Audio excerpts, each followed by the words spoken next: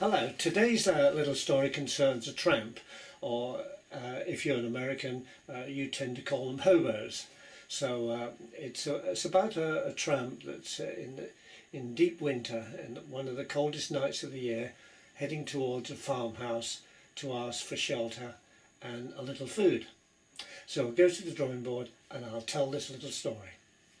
Thanks again for watching. This little story concerns a tramp, as I said, wading through the deep snow to a lonely farmhouse. And it was one of the coldest nights of the year. And when he knocked on the door, the farmer answered it and he said, "Look, I haven't got a room." He said, "But if you want to take shelter, there's an old barn over there. It's a bit drafty, but at least you'll be out of the snow." So the tramp went over there and he's freezing cold and he's shivering. And he's trying to get warm, and he settles down in the straw and he sees a little kitten also shivering and in a very bad way. So taking pity on the little kitten, he tucked him under his shirt to give him what little warmth he had himself. And in the morning the farmer couldn't see any movement from the barn, so he went over, and much to his sadness he found that the tramp and the little kitten had died. And the tramp stood at the pearly gates, and St. Peter said to him, "Have you ever done anything in your life to justify coming in here?"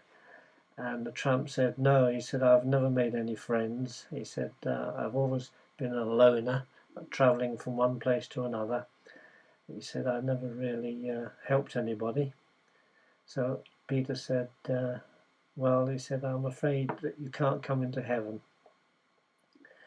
And he said, "I'll give you one more chance." And he turned around and he called to all the angels, "Do any of you know this gentleman?